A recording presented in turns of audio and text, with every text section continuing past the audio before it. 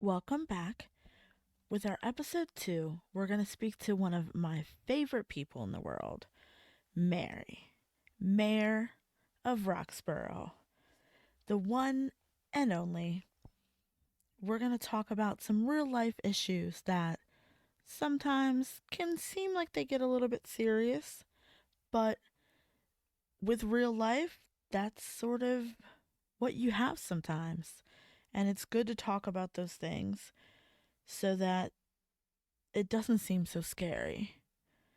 And then we're going to obviously talk about our favorite show and learn some new surprising things about the neighborhood. So listen in and let me know what you think. Thanks. So here we are, the one and only Mary. Hello, hello. Yes. So tell me what's going on in your life. What's happening? A little bit of this, a little of that, Yeah. a lot of this, a lot of that. It's Christmas, so getting ready for all that, and of course, it's busy time here. Right. Did you decorate at home or no? Courtney did. Oh, Yeah, okay. we didn't get our Christmas tree yet. We do that like last minute or so. I can't even put up a Christmas tree with our animals. It's ridiculous. Really? Yes, it's too much free time to give them. They would be out of control. Dennis the Menace, like with pets. Oh my I was god. like, no, we'll wait. And I saw like all these interesting things online where like people would put trees, like I don't know, like 4 feet like off the ground and like posted like almost on their wall, uh, or people would put like glass around it, and I'm like, all right, I don't have time for no, that. nobody got time That's a little too much. for that. Too much going on. Right? Wow, you have a very funny story of something that happened to you the other day. The couch story. Yes, Oh yes, my, oh my. So, I was sick last week and still not back to myself. Get home about, I don't know, midnight after a good 12 hours here and looking for my heating pad, which the cord was behind the wall.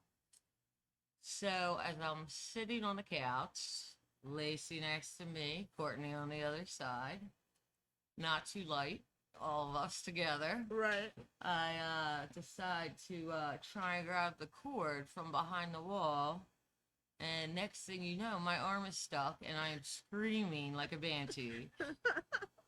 I was so scared. I start yelling at Courtney, "Help me! Help me! Help me!" She starts yelling at me like, "What the hell are you doing?" And then, of course, she's trying to help me. My arm's stuck. I yell, "Just cut it off! Just cut it off!" Like, not to be too dramatic, Right. but was eventually got my arm out, and it's all kinds of rainbow colors now. Mm, mm, mm, mm. Just a little day of me, usually.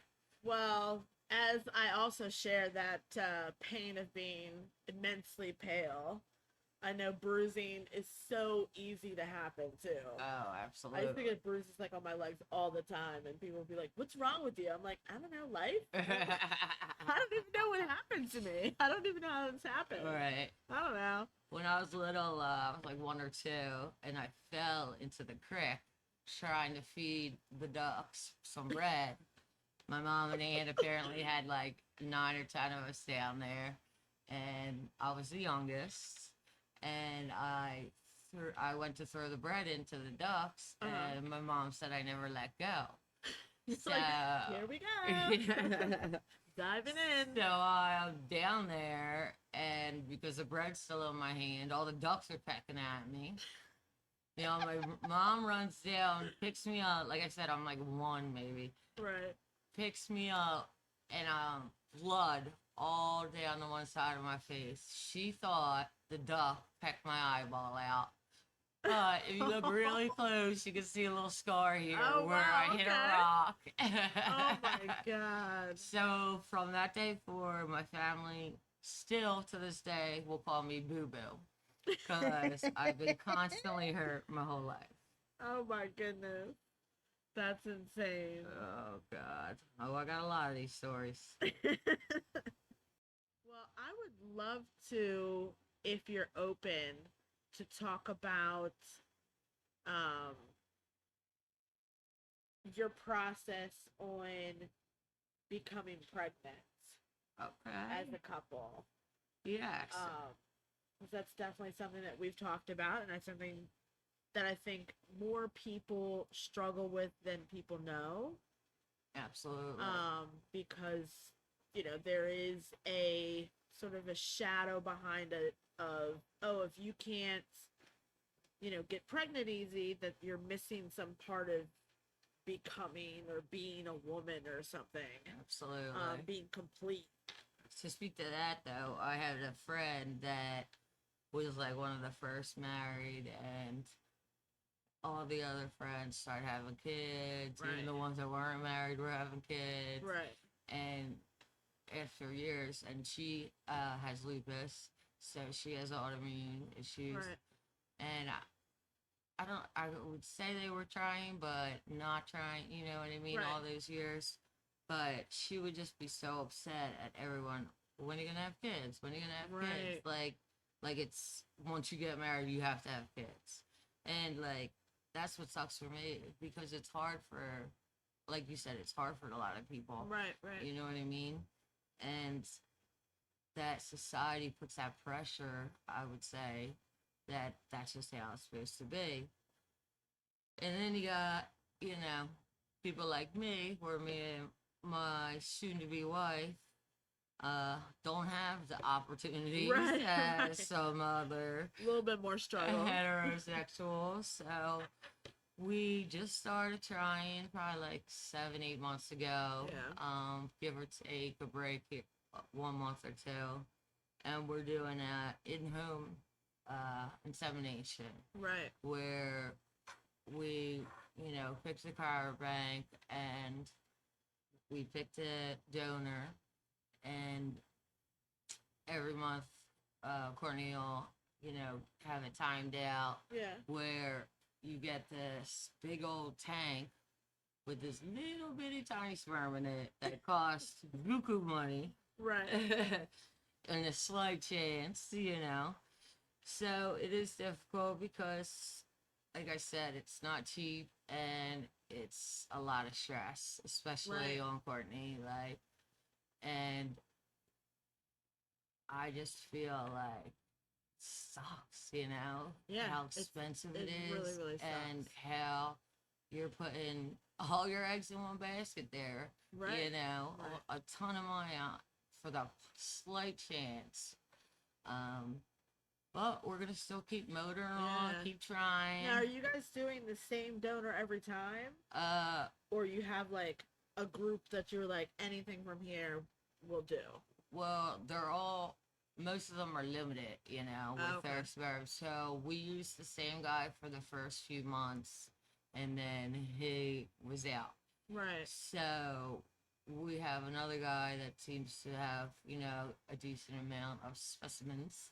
And so we've been using him, but there's so many out there.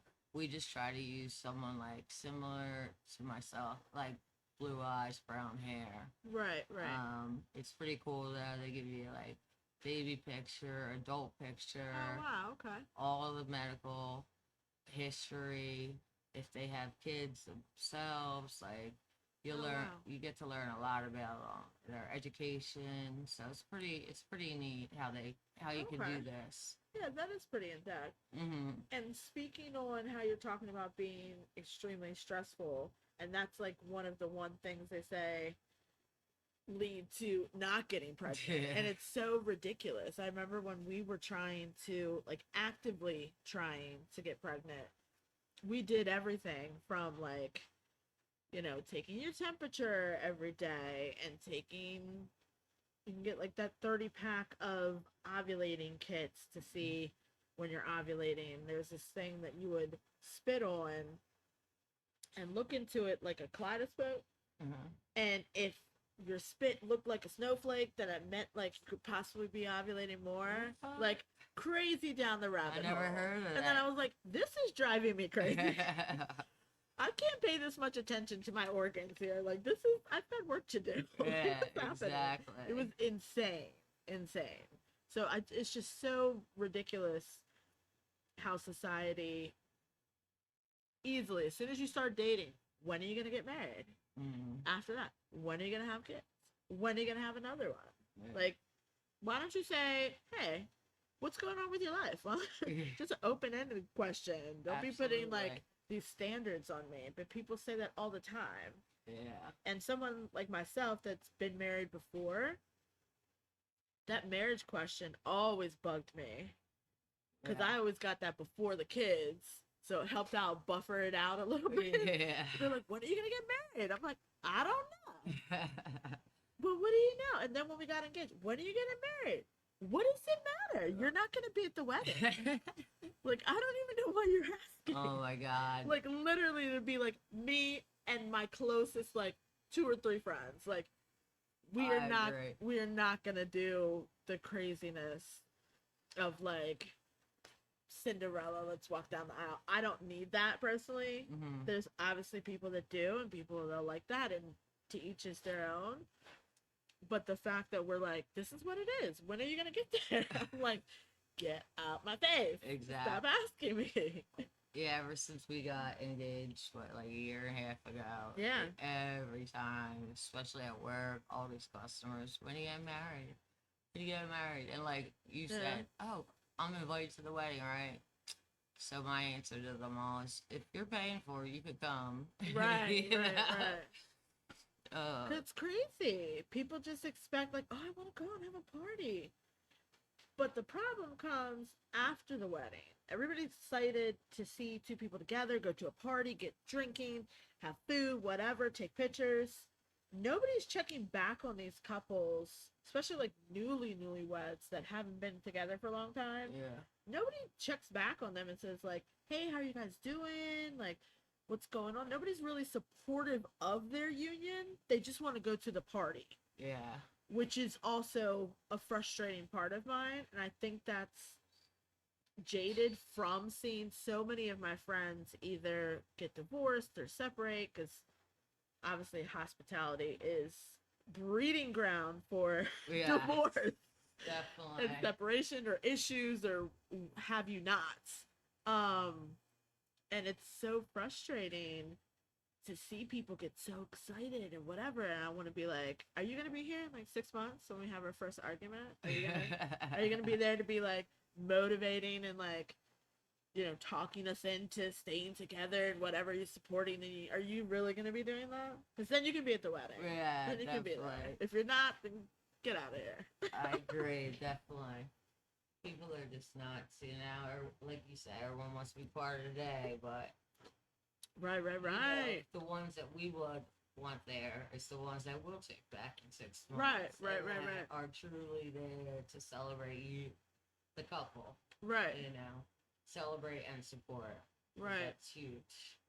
Absolutely. I did tell Tracy the other day because we recorded last night, and which was a long drawn out session. I think we recorded a total of like 3 hours. Oh my goodness. Applebee's.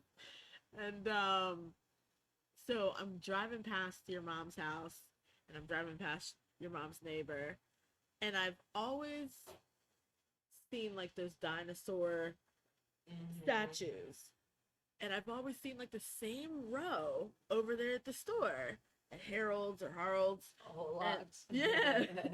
And I always thought to myself, like, who's buying these dinosaurs? They're always here. Who's buying them? And as soon as I saw it last night, I was like, oh. Yeah. I don't know if that's a good thing. Yeah. A bad thing. I was like, okay, I'm a dinosaur. I feel like, I mean, those dinosaurs been down the whole lots forever. But like, Yes. I've been seeing a lot more and more around the neighborhood recently. And I feel like my mom's neighbor, he's in Plan. He's not from here. Right. I don't see many people from the neighborhood like buying these dinosaur things. I just like, don't know where the fad is coming from. Like, and they have so many of them there. So like, who are many, you all selling different them to? colors. Yeah. Like, and then there's one, I think one on my street, and they decorate it like every holiday. Oh, really? Yeah, and I'm like, stop it. Like, is that your pet? I don't get it. I don't get it. get the meaning of it. You Yeah. know, it's so weird. And for people that don't know, so it's a big stone sort of creature that you would put out, sort of how people put out like lions or something at the main, A gnome. right, the main gate or something to your house. But these are just like regular, you know, 2-story little homes that just want a little dinosaur by their front door to say, I don't know what. I don't know what or why anyone Right. would do that. Right. Of course, much. you know, the neighbor did it at my mom's. We were cracking up when we saw it. We're like telling mom, Jimmy got a dinosaur. And it's just like such a funny joke. Cause it's not even like huge. It's not even like you're doing something big like, oh, like I like dinosaurs and like it's like Yeah. physically like I have a mini museum or something in my backyard. A little It's just- Jurassic it's a Park going. little thing. Like it's just so ridiculous. All the thing that we need next is for one to be like outside the door here, Oh my and I God. would die. I think I'll buy one and put it outside of work. We're gonna be like, who put this here? I don't know. I don't know. It's too heavy. None of us can move it. They It has do to look stay. heavy. They probably are. They probably are because I've never seen any of them like tipped over. So I'm like, okay. Right. I feel like people around here are a little bit of shenanigans. So I feel like would definitely have tried to tip it over. So I'm Yes. pretty sure they're heavy. I can't imagine. I can't believe, like, with the speed of this, people drive up and down ridge, that no one has taken them all out. Right, with their just, like, car. clipped 'em. Clipped them They're all. literally right on the side of the road. Like, Right. And I can't believe how they're coming up and expanding Ridge there. I mean, this road, they have almost like a foot off of somebody's front door. I know, it's crazy. I Oh didn't know my how that God. works. So I'm like, how do you have a property and the city just or state or whatever just take part of it back? Well, But someone told me that it's like for the better of the state or city or something. so typically when you buy land, right, you're paying property tax on it. The space from the sidewalk to the curb is technically owned by the state still. Mhm. Even though technically it's part of your yard and whatever. If you don't have a sidewalk, there is a set amount, like whatever amount of feet. Yeah. Just sidewalks kind of help build in the gray area so you know. But technically that's owned by the state still. So that's why they can do like plumbing or anything that they need to do without asking your permission hmm and just go in there and do whatever. Gotcha. Which I would believe, then why don't they clean the sidewalk off? If it's their responsibility. Right? What's We got, happening why here? are we shoveling all Right. this snow? We're shoveling, but that's sort of where it is because I feel like that was that barrier that they just didn't think about that they didn't technically own. Yeah. But that's rude. It is rude. But I don't know who the hell would buy a house right there on Ridge Pike either. Well, maybe when they bought it, it was not what it is now. Possibly, yeah. And those the poor people in the cemetery, I they had to move them. That's like a really, really old cemetery too. Like, Right. I'm imagining those bodies were there for a long time. I mean, that's heartbreaking. right? You just get up and move them. But it's probably better for their family. Some of those spots were really rough. Like if you were to actually go and like visit your loved one, that's a rough spot. to Yeah, be. definitely. You're right. Yeah, but that's not good at all. So, what are you watching on TV right now? What are you guys watching? I am watching nothing technically. I just been because working so much and Right. dealing with all the family stuff that Right. by the time Courtney, she's watching everything. That's who you need to interview next. She's all about all Right. those shows. But basically, we catch up on like the challenge and stuff like Oh, that. I yes, love yes. the challenge. Yeah, Well, if you had to pick like your top favorite show to watch, like let's say tomorrow freed up completely for you, what would you watch? Forensic Files. Really? Yes, except for I've seen like most of them 3 times. Michael was telling me, Unsolved Mysteries that they did. Yeah. They like revamped it and have like new episodes on it. So Oh, I need really? to circle back around to that There we go. because I did like those because they gave you pretty good closure at the end of the episode. Okay. So Yeah. I like those a lot. Yeah. So I was like, oh, I'm gonna watch those. Courtney likes all the ones that show like the real pictures and stuff. On Yes, there. yes. I figured you would too. Yes. I One want of our the favorite gore, I want shows. everything. Handmaid's Tale. Because that is definitely on the top 20 list. I know. I have got to. I mean, Because you didn't watch this season, right? no. Okay. And I don't think I saw the end of last season. But I've seen little episodes. I've seen part of it when I go home and Courtney's watching it. So I know somewhat what's going on. Yes. And our favorite character, Aunt Lydia. Yeah. Oh, Aunt Lydia. You'll like her in this season. Oh. She's like a little bit, almost like what you wish she would change into. She like attempts to change a little bit. We'll see if it's permanent, but Oh boy. but as of right now, and Aunt so- Lydia's usually don't change. Right. At least the ones we know. right, they're normally in for the long haul.